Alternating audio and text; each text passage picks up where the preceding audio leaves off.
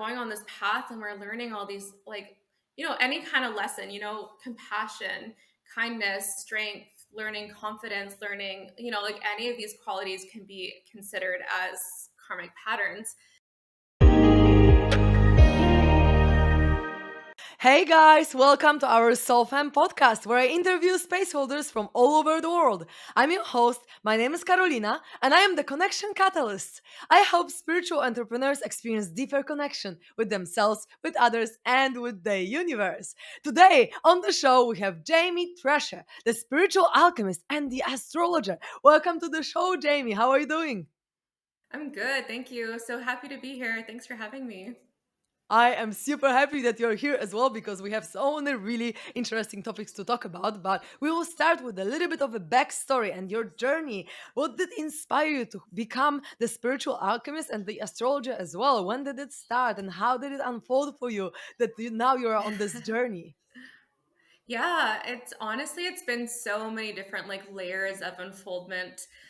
Um, I don't know where to begin. Kind of grew up, not being a super confident person. I grew up being really self-conscious, and to be honest, I'm still like working through those blocks.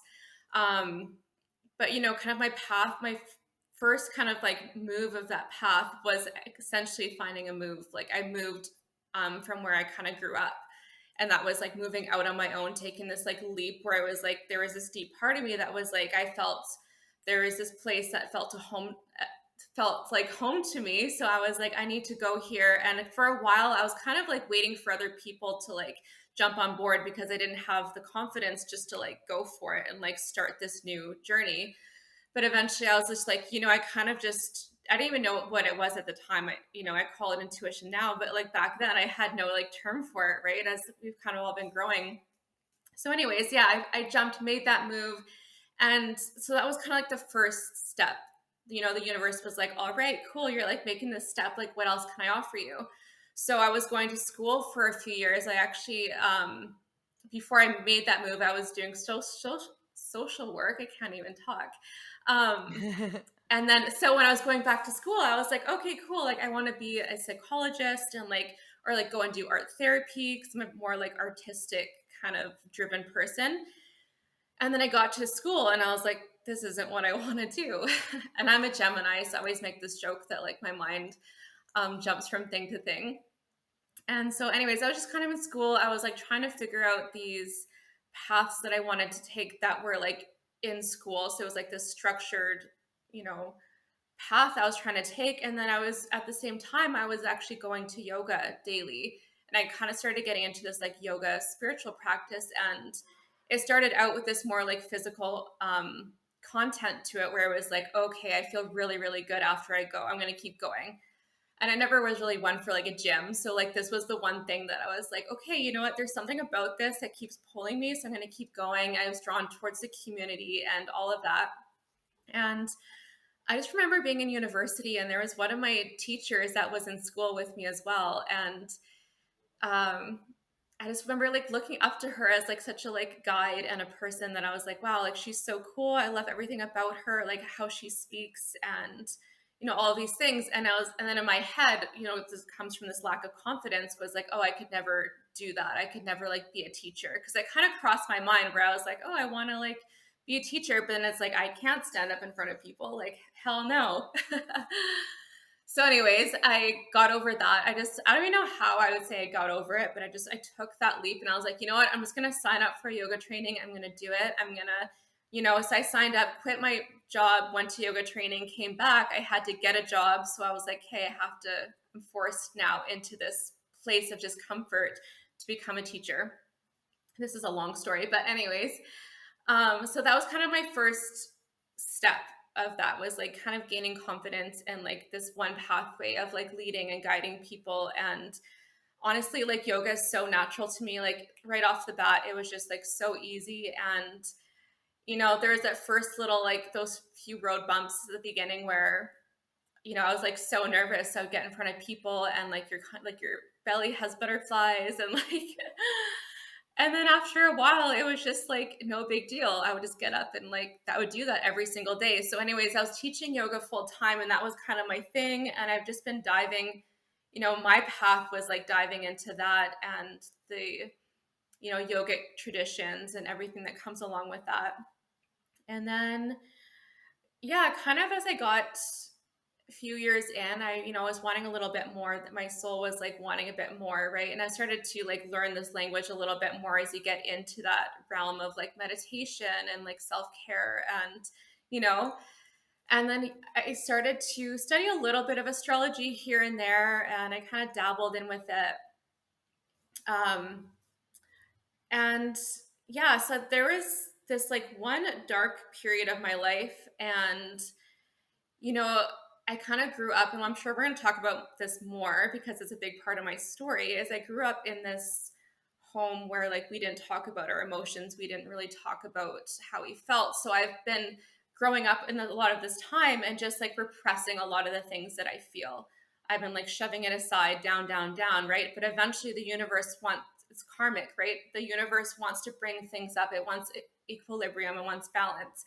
So kind of had these situations over these years where it was like piling up one after the other, one after the other. I kept ignoring it. And then eventually like I had lost a friend, and it was just like a bomb that went off, and like I had building up that tension and everything went off. So for me, this was like such a turning point because I got to this area in my life where I was like super depressed and just like nothing, like it just, I couldn't hold on to anything. It just was like so hard to get to work, and there's just all of that grief and stuff coming up with that, and not knowing how to deal with my emotions, not knowing how to work through it. So the only thing that I could do at that time was like, I was like, okay, you know what? I loved my first yoga training and how transformational it was, how powerful it was. So I was like, I'm going to book a second one. So in my head, I'm like, I have something like physical to grasp onto, because like the depths of like sadness is so, so hard. Everyone's gone through it at some point in their life, right? And when you're in that spot, you just feel like you're like stuck, and you just feel you just don't have any hope, right? So that was kind of like the next jump on my journey, was like, working towards this yoga training. A few months away, I went to this training, and just like these skills and the technical abilities that we learn on top of yoga, on top of like teaching, like holding like moon ceremonies, and learning about like shamanistic practices, and sound healing and all of that stuff, drum circles. Like we just learned all of these more like skills that just like opened up this whole other realm for me, where I was like, whoa, okay. And within that, we did a lot of like, we did some ceremonies that were connected to like the moon and like the new moon, the full moon. And up to this point, like I really hadn't done that kind of stuff too often. Like I, dabbled like Instagram memes and stuff here and there with like, oh yeah, cool, I'm a Gemini, so I'm going to look into this. But yeah, essentially that was kind of like another turning point where I was like, oh, I'm really interested in this, and like how, first of all, it was like the moon and like the emotional self and like how that affects me. So I started looking into that. And then it kind of just like snowballed out to me now, I guess. So it's, I guess, just like all in all, it's just been like one step after another, and like, putting one step forward, maybe taking one back, taking two forward, one, it's been like this back and forth, but yeah. Whoa, that's a beautiful story. It's really inspiring. And so, do you find that the second yoga training actually got you out of this depression and this like sadness and grief that you've been going through? um I wouldn't say it did. I think, I think grief is such a funny thing that it's, it hits you in waves. One day you're okay, and then the next day it's like you're not, right? But I think for me, the biggest thing was there was just like these years of situations that had gone on, in my personal life, in my relationships, and just like everything had piled up, that it was just like, it was all of this, right? It wasn't just like one death. It was just like a mountain full of crap that I had left undealt with. So no, I don't think it didn't heal it, but there was practices that I learned there that were healing. Like we did a lot of like one-on-one time, like face to face with people, where you just like, I don't know if you've ever done this before you, but you sit cross-legged, you kind of face each other, and you just like look at each other in the eyes, like look into someone's soul, And like that practice itself is so powerful, like to really go in and like see someone. And like we were all crying because everyone's just like, to be really like seen, I think is what the key was there, is to really see that individual, see who they are. And you know what, a lot of that comes, a lot of like the pain and stuff comes with that too. It's just like seeing the pain and, seeing it for all it is. Yeah, I've done a lot of these kind of practices. I mean, I'm the connection catalyst. I love connecting with people and looking into their eyes. And actually, on my ceremonies, I do some cacao ceremony or heart opening ceremony or stuff like that. Sometimes full moon and new moon too. I always get people to do this, to look into each other's eyes or to just do some kind of connecting exercises, because sometimes it can be such a cracked open thing to do when you just eye gaze with someone for 10 minutes. You can build trust in this way. You can really, like, yeah, connect to their essence, connect to their soul, really be present with them, make them feel safe in your presence. So I find this all of these practices really, really powerful. So yeah, thank you for bringing this up, because I feel like it's important to talk about it. Sometimes just a little bit of eye gazing, just this transfiguration, helps us to connect with each other even more. So yeah, thank you so much. And I have another question to you, because on your Instagram, your nickname is the Lemurian Mystic. And so I'm super curious, what does Lemurian Mystic mean to you, and why Lemurian? Because yeah, that's Yeah. really, really interesting for me. Yeah. So, I guess it just really comes down to the fact that I've, had past lives in Lemuria. And I can't remember where this first came up for me. Um, I think it might have been a journey that we had done in, oh yeah, it was. It was actually a journey that we had done in my second yoga training, the one that I talked about. We did this, you know, journey. And I didn't even know at that point that there was a thing Lemuria. Like I had heard of Atlantis and stuff like that, but I've never actually like heard of Lemuria. And we did this journey, and we went down into the water, and there was like this like depth, the journey, and you're supposed to like meet your guide. And oh, I'm totally blanking on what came up. Yeah, there, I can't remember what the symbol was, but there was one symbol in particular that came up. And oh no, this is what happened. I came, sorry, I'm just like totally off page here. So we did this whole journey. We met our guides and stuff like that. And in the journey, my guide said to me, or we were talking, and then my guide said to me, like, "Oh, you lived here, but you also died here." And I was like, "Oh, that's interesting." And then and as we came out of it, and then our teacher was like, "Oh, like, what was your journey like? Like, what happened?" And I was like, "Oh yeah, this is what my guide said to me, and like, I don't really understand." And she was like, "Wow, that's really cool." She was like, "I took you guys to Lemuria. Like, that was where the journey was going." So it was just like this shamanic sort of journey that I had. And then literally the next day, we went into town. Went into like this crystal shop, and I found this ring. It was really cool. It was like I have to get it fixed. I don't have it on me, but it was like this little triangle, and the crystal inside of it was blue onyx. And I was like, "Oh, okay, cool." And I looked it up later, and it was like this stone was found in Lemuria.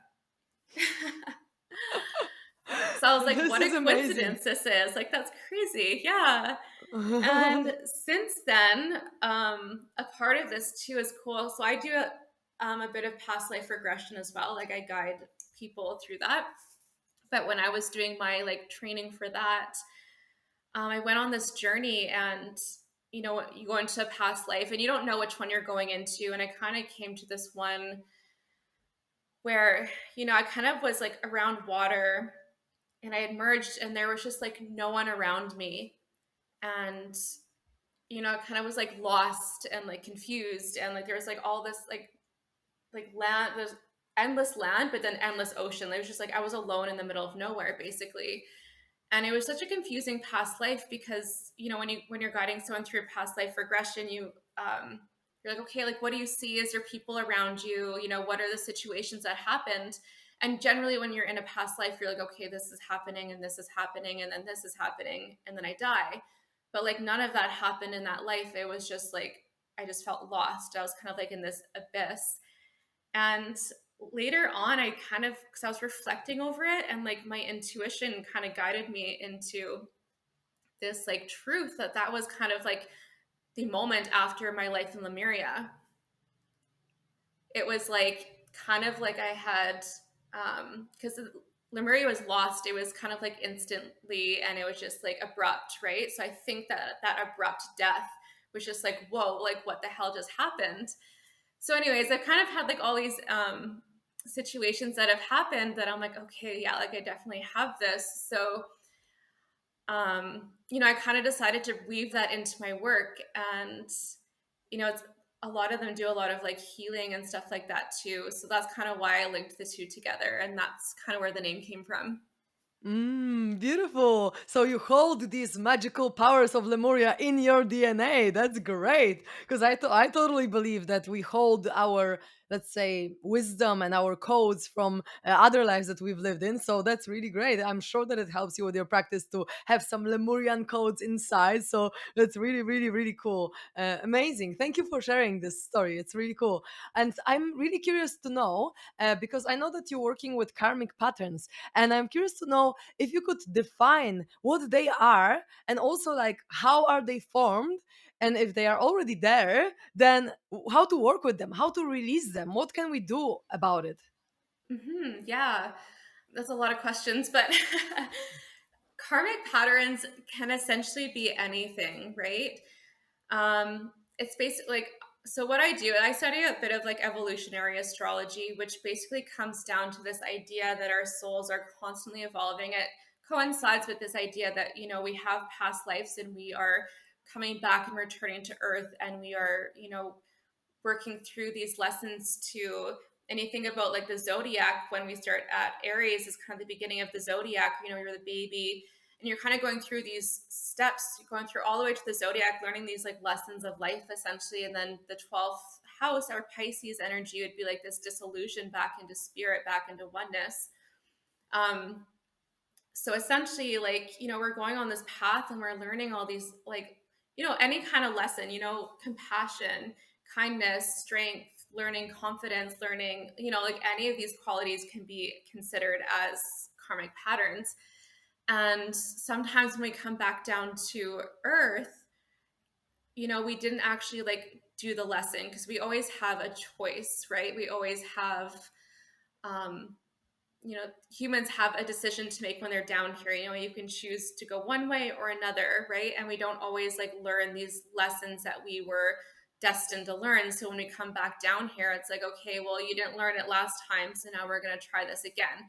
How I'm going to put these souls in front of you so you guys can like work together and hopefully accomplish this, right? And then there's like kind of signs and stuff in astrology where it'll be like, okay, like your soul is here to like learn this, like it's putting challenging situations in your way, because that's how we learn it the best, right? We don't learn something when it's like kind of easy and like whatever, wishy-washy, but the way that we learn things is when it's like really, really challenging. Hmm. I don't remember your other Absolutely. question, but I think I covered it. Yes, yes, you did. But I also wanted to ask, like, what we can do about it. Like, how can we release these patterns? Because I know that there is a cycle of karma, and like some people are like, okay, we need to break out of the cycle and so on. And I believe, like, of course, we need to do it. We need to do the work, do some shadow work, go through this healing, maybe past life, release some emotions. But ultimately, I'm very chill about it all. Like, I don't have to work through all my karma this life. I mean, I would like to, but if it doesn't happen this life, it's gonna happen next life. Like, whatever, we're going to source anyway, and we're gonna be all one at some point anyway. So let's just be chill about it. Because like in the past, in my spiritual evolution, I was like, oh no, I need to heal as fast as possible. I need to do this, need to do that, to, I don't know, to be enough or whatever like that. But now I'm just like, yeah, let's chill and heal from time to time when the trigger comes. So how do you feel? Like, how do you heal these karmic patterns? What do you find the most effective in letting them go? Yeah. So I mean, when you were talking about that, I'm like, maybe it just was your karmic pattern to like let go of that need to like continue to work. And sometimes like everything has balance. So the key to healing essentially, well, number one is to recognize that there's something there. And usually it's something that we're unhappy with, right? Or it's causing discomfort or unhappiness in our life. And that's why we want to change it, because if something's good, we're not going to change it, right? There's no human desire to change what's good, because humans desire what is good and what feels good and what makes them happy, what brings them joy. So essentially, we're going to come across these patterns of behaviors that people aren't happy. Maybe it's like a relationship that you're not happy with. We can use that as an example. This has been one of my examples as well. It's like getting into relationships where you get into a relationship where it's like this person's not emotionally available. So then it ends, right? And then you get into another one and then they're not emotionally available. Yet you, in your head, you're like, I want a relationship, right? And then it just doesn't work out because they're not emotionally available. They're like, yeah, whatever. So that's essentially a pattern that we can describe, right? And so the key to healing is, one, let's be aware of it. Because if you're not aware of that that's happening, then how are you going to change it? You might even notice, like, like you generally will know something's going on. You're like, oh, like, why did this keep happening to me? But like not really click in that it's like continually happening. It takes a little bit of time. So but then there's the key to like changing that and recognizing that we are in charge of our lives, right? Like we have to take back our power, and we can't be like, why is that person doing this to me? Why are they doing that to me? Right? It's always like someone else outside of myself is doing that to me, versus, how do we take back our power and say, this is on me? So what am I, like, how is my energy projecting right now that I need to change? So essentially, a lot of the healing comes from like looking at the balance of it, and looking at the mirror of another, if that's relationships, looking at the mirror of another person and being like, okay, what am I seeing in them that's probably also present within me? So if they're emotionally unavailable, I'm probably emotionally unavailable, or I have some kind of block up that's repressing that. So when we go into astrology, partnership is represented by Libra, our individuality is represented by Aries. So you kind of want to go into first a little bit of Aries, to that opposite energy, to find like energy, to find passion, to find confidence, to find drive. Because if you don't have that yourself, you can't, attract another person that has that's just like an example. But so it's essentially just kind of like, finding that recognition, you know, being okay with what's happening, because we don't get anywhere if we're really hard on ourselves. That like sabotaging kind of behavior doesn't get us anywhere. So it's like, okay, we have to see it, love it a little bit. It's all about shadow work, and then step into that like opposite energy. Is like, how can we harmonize this? If I'm wanting to attract a partner, how can I become that partner for myself, and then work together and merge into partnership, right? Absolutely. And then if this person is reflecting to you this part that is emotionally unavailable, then find this part that of you that is emotionally unavailable, work with that. And then once you work with that, then you'll see that the reflection, the mirror hologram that we live in is going to reflect something completely else to you, because then you've already worked through this emotional unavailability within yourself. So then you're also going to attract someone more whole, because it's going to come from your own wholeness. So if you can accept these parts, all the things that you resist in other people, accept it in yourself, then you're going to become more complete within yourself, and then you're going to attract a different reality, because it's all a mirror to us, really. So that's amazing. Thank you so much. And I'm curious also about the term soul wounds, because this is the term that you are using, and I'm super curious to know, like, what do you mean by that? And also, if these are the wounds of our soul, then how do we heal our soul? Yeah. That's such a big question. Honestly, like the soul wounds is really just kind of like our karmic wounds that we're carrying with us, right? And they, within astrology, they kind of come into this life too. So it's all kind of our karmic um pains. Like, say you exited a previous lifetime, and you um it was like really heavy, and like whatever happened was really heavy and dark, and then that's, you're wounded, whether you were killed or something happened or there was a situation that happened. Your soul like carries that memory with it into this lifetime. And so Yeah, I guess what I do with astrology, I do, looking into our Chiron points and looking into Pluto as well, kind of are the keys that carry these wounds into this lifetime. So with Chiron, it'll kind of display how this wound might even repeat itself.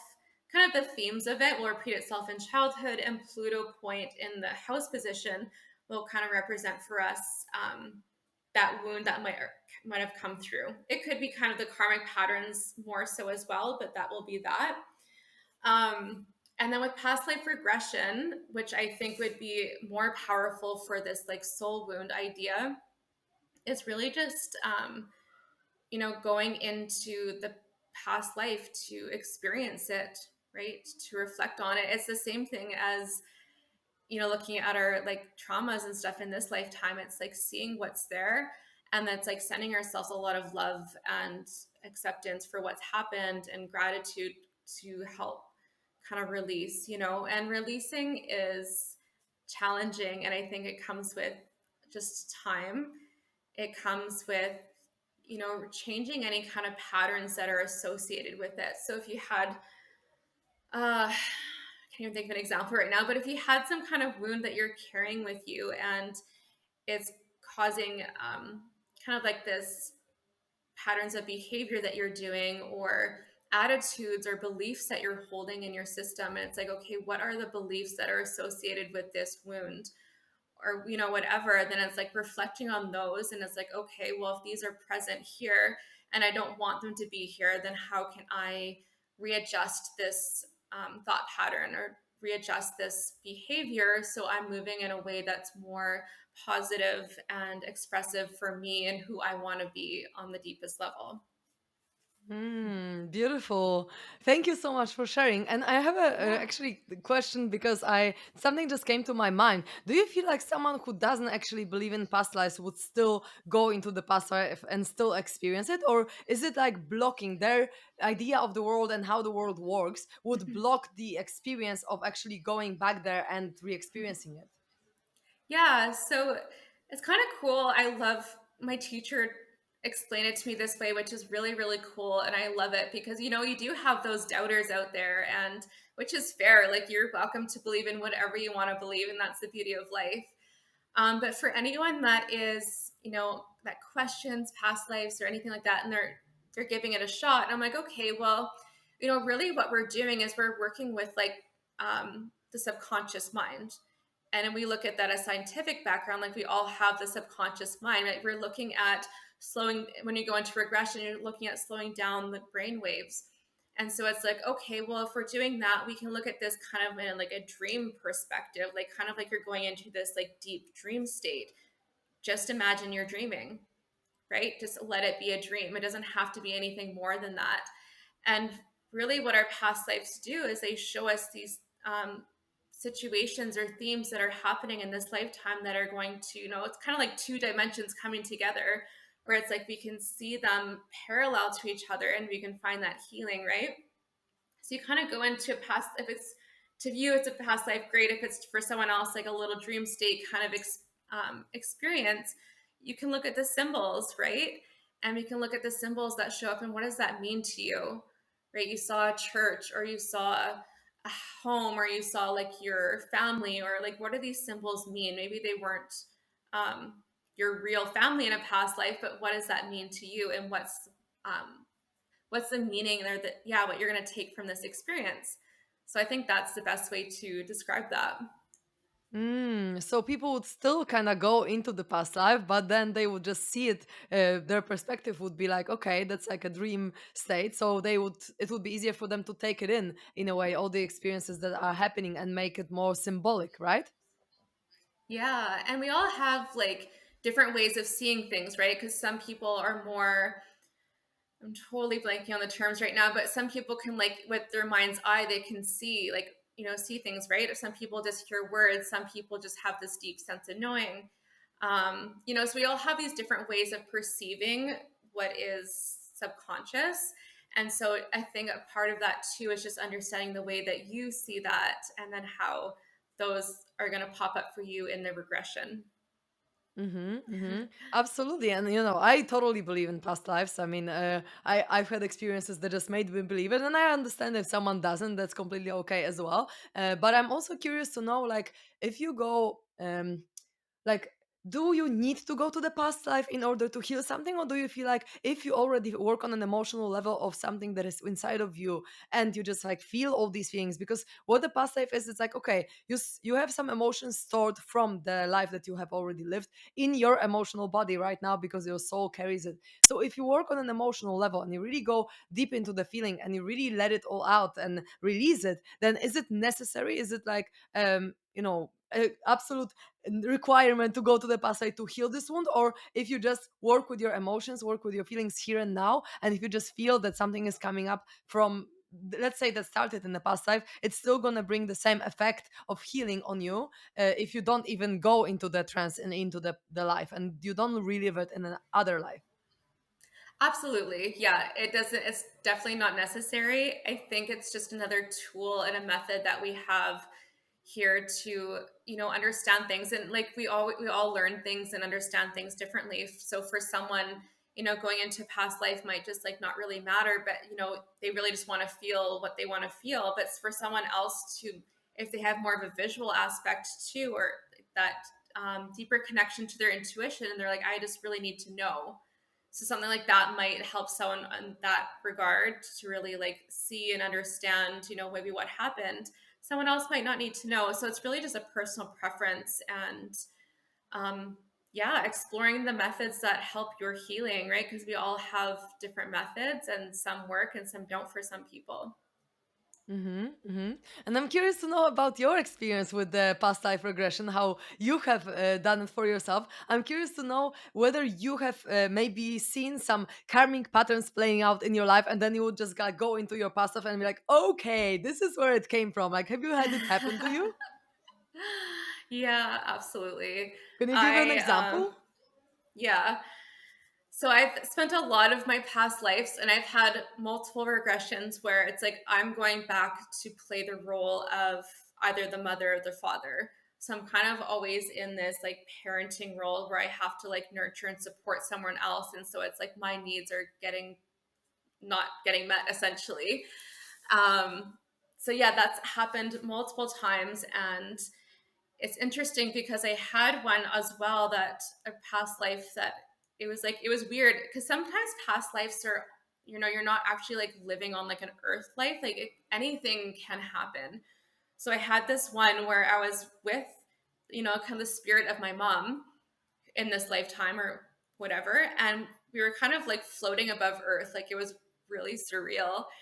And she, before this lifetime, she was like, I'm going to come down and I'm going to play the role of the mom. So you get the opportunity to, not do that anymore. It was essentially her being like, hey, I'm going to go do this. And you can just like be the child, which is really, really cool. But when you look at my astrology chart, so my Chiron point sits in Cancer, which basically is the house of the mother, or the sign of the mother, the divine feminine. So it's like my wound essentially is, and that's where my south node is too. So they're actually conjunct, which the south node represents like our past life and where we had come from. So it's like, and then also in this lifetime. And then my Chiron point is squaring my moon, which kind of represents like some tension that needs to be released in order for that to be resolved. So that all comes down to like my emotional patterns and how I am unable to like feel and understand myself, and stepping out of that mothering role, and then stepping out into my north node, which is the in Capricorn, which is kind of like stepping out into like this leadership role and stepping out into like, you know, being a guide for others, but not being the mother, right? Stepping out into like the workforce and not staying in the home, essentially, is kind of what that comes down to. So yeah. Mm. That's really interesting. I love the vision of you and your mom's consciousness just floating above Earth. I just visualize it. It's so cool, and it sounds like the astrology really helps you understand yourself on a deep level. It really helps you to know like how all these things are playing out for you. But I'm curious to know like if you look at your chart, let's say, and you look into, okay, this is my moon, this is my sign, and so on, and I don't know much about it. I'm still a newbie. I've had a few podcasts with some astrologers here, but it's still very, very new topic to me. How do you see it? As like, for example, okay, I have this house in this, so this is the kind of energy that it's bringing, but is it like, let's say, settled because this is your essence and this is how your planets, let's say, were bringing the energies when you were born, so this is now how you move through these cycles? And so is it kind of like, okay, this is my fate in a way and I cannot do anything about it, I can just kind of like learn how to surf on this wave and just go with it? Or is it something that when you have awareness of it, you can actually like tweak it a little bit in terms of, okay, this is like that, so now with this awareness I can like, I don't know, navigate my life in a way that this is not going to be the impact that the planets, let's say, are affecting in my life. Do you know what I mean with my question? Yeah, yeah. I mean, that's such a big question. Like, is it fate or not? And I personally think that like our astrology, our natal charts are kind of like this map that our soul was like, "Okay, I'm coming in at this time, and this is, this is gonna help me like play out these lessons that I need to learn." And that's kind of where all the planets are placed. Um, oh, I totally lost my train of thought. But yeah, I think like knowing astrology, yeah, kind of for me personally, it gives me that empowerment that it's like, okay, I can see this and I can see where it's on my chart, but that doesn't give me like an excuse to be like, oh, well, like my Mercury's here, so that's why I express this way, and that's why I'm rude to people because my Mercury's in Aries or something like that, or that's why I yell at people. That's an Easy expression of excuse. Mercury and Aries. Yeah, so that could be a thing that comes up too, where people are like, oh, well, like this is here, so whatever. But I'm like, if you know that you might have more of like a tendency to certain things, so maybe someone with like that placement would be tend to be more aggressive in what and how they talk and how, but it doesn't mean that they have to be. It just means they have a higher tendency of being that way. And everything in astrology there's like multitude of potential within every placement, right? Because it's kind of like everything's an archetype, and everything, when you piece it together, it's kind of like a puzzle, and you're like, okay, these go, and this could like mean this, but it could also mean this. Like there's so many different explanations for things. And then when you start looking at transits, when we have the planets that are moving right now that come into transit with the planets where they were on your natal chart, um, it can bring up certain situations. I actually just had a podcast with another girl about this, but the transit can bring up certain situations, like a certain relationship within yourself or like whatever in your life, but it doesn't necessarily have to. I think we don't really predict with astrology. We can, and people do, but I think it's just being aware of where the energy is at, and then how just being conscious of that and how you can move through your life, right? And you can do that with the transits. You can do that just knowing, who you are. And I think at the end of the day, when you're following your soul path and you want to get more clear on that, sometimes just like seeing the chart can be really like affirming, because sometimes it's stuff that you already know.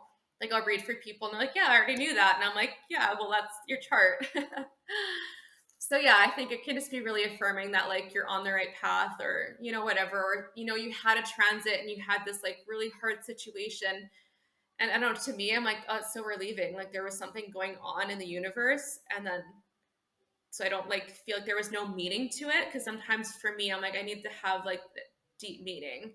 I need to know that there was like a purpose for what happened, and sometimes for me astrology kind of gives me that. Mm-hmm, mm-hmm.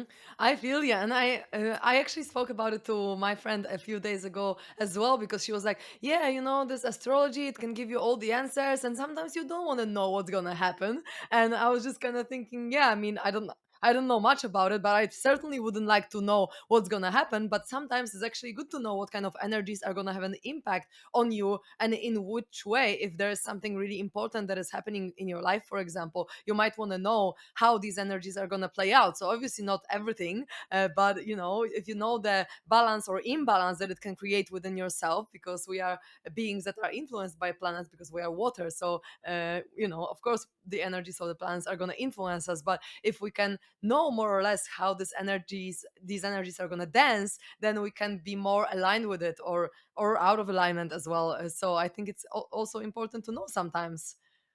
Yeah, sometimes it is. And yeah, like I said, I had this conversation with another astrologer, I think it's about a month or so ago, and we kind of chatted about,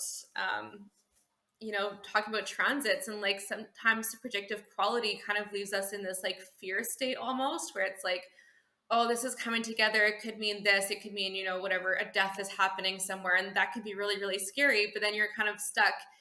You're like in that mind frame. You're like, oh shit, like something's going to happen. And then that almost like produces that effect anyways, because you were just like constantly thinking about it, and everything that we're thinking, we're attracting, right? So there's good things and bad things to doing it. But I think just taking it with a grain of salt and not getting like stuck up in it too much, and like not letting your life completely get revolved around like what's happening in the sky. I think some things are really amazing. Sometimes it's just like it's too much. Yeah, absolutely. And you can always have some shifts happening on the new moon and full moon. So if you just hold on to that and just see what kind of energies the moon is bringing, then I think that for the beginner like me, that's enough. I'm only into new moon and full moon, and I always know when it's coming because, yeah, I'm always kind of getting some kind of energies that are either disturbing me or flowing for me. So, yeah, that's really, really, really cool. I actually just spoke on the podcast with the lady today just before this one about full moon and new moon rituals, which is really amazing because it can really bring us a different state of mind if we ride on these waves, as we say, of the energies that they are bringing us. So I am a total believer in planets affecting us, and so that's really cool that you can actually read it, that you can actually see what is happening. Like there are charts to have it. It's like a different language, so it's really, really exciting for me to talk about this stuff. Amazing. So I have one last little question to you. Where could people find you if they vibe with your energy? They would like to know more about you, see your content. What's the best way? Sure. Yeah. It's just honestly right now on my Instagram. So you can just follow me, Lemurian.mystic. I'm sure you'll put it in the show notes and stuff. Just follow me on there. Kind of have everything there, astrology readings. I have a shadow work program that I'm actually re-releasing this next week. And yeah, you can kind of just see what I'm up to there. And I always update it. And I have like a little link tree that can take you to payment stuff. And yeah, that's pretty much it. Perfect. Thank you so, so much for this conversation and for everything that you Yeah. shared. It's been really, really great. I'm sending you so much love and gratitude because, yeah, I really enjoyed it. So thank you. Yeah. Thank you so much for having me. Thank you so, so much for being with us today. If you'd like to find me, I am The Connection Catalyst on Instagram. If you'd like to find our podcast, it's We Are Soul Fam. And I'm super grateful that you are with us. Really, I'm sending you so, so, so much love and gratitude that you're listening, you're here with us, you're supporting us. And I just have a little info for you that we are in the process of building Soul Fam app. That is going to be the app, social networking app for all the conscious and spiritual and beautiful souls out there. So stay tuned to know when it's live, and also stay tuned to the next episode.